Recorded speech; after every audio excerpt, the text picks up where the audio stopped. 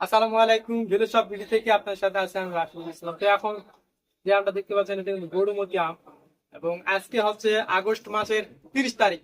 তো এখন আমরা দেখতে পাচ্ছেন এটা কিন্তু প্রচুর পরিমাণে মিষ্টি করতেছে।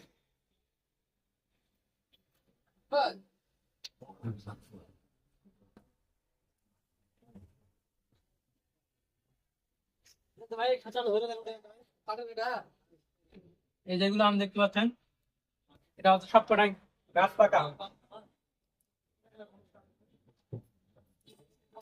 আমগুলো কিন্তু প্রচুর পরিমাণে মিষ্টি করতেছে।